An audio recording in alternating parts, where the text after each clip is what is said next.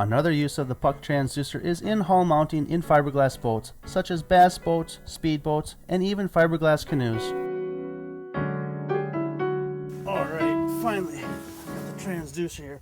Hi folks, what I just got done doing is I wired this transducer cable from the console of the boat all the way alongside, all the way through back here. What we're doing today is we're actually going to install this in-hull transducer on a glass bass boat.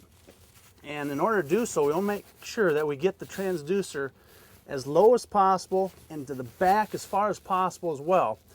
And in order to do this, this particular boat, there's a bunch of stuff we had to get out. This oil reservoir, this charger, this whole plate was in the way.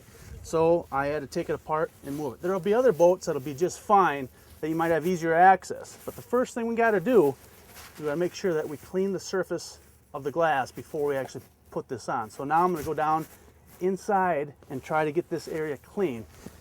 I just happen to have a little Brillo pad that I got from Vexlar's transducer kit, Ace adhesive kit. So first I'm going to go down and get busy and get dirty and get it all cleaned up.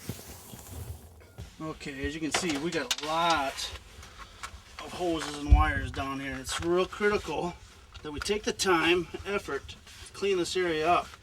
And we want to make sure that we have no bubbles, no bumps. We're going to make sure that it's clean and smooth. If you don't, you're not going to get the best performance out of your transducer. So it's real important that we clean this up as good as possible. It needs to be flat and smooth and as far back and low in the boat as possible. And that looks like a really good, smooth, flat area. Now, not all boats, you might not have this difficulty, but like I said, it will be very beneficial to get this hard work done. Now I'm going to go and get this alcohol swab to clean this area up. It's real important that we clean up the residue, any fiberglass that might be leaving on top there. One of the key aspects when mounting a transducer in hull, it's very important to take time for preparation.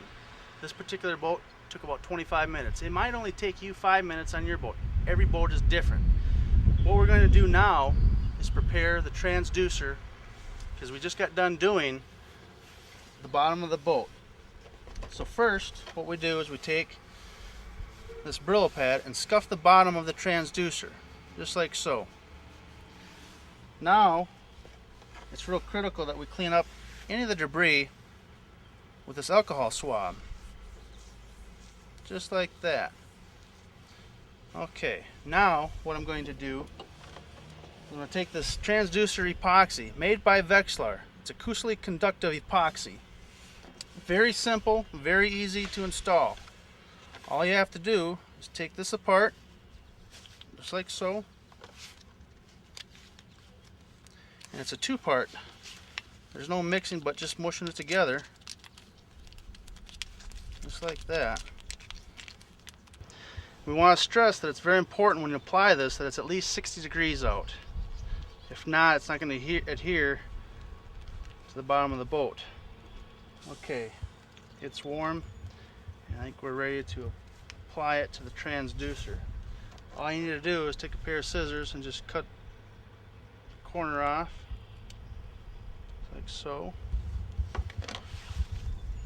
And then we just apply it to the transducer.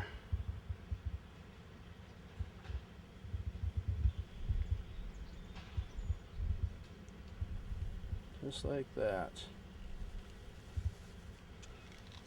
Now we're going to have to try to wire it back through without hitting any of the hoses and wires. Alright, here we go. You got to make sure you get it out of the way of the hoses. Come around.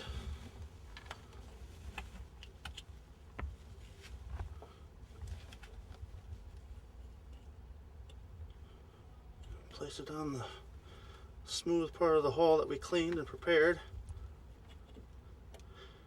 and just hold it there.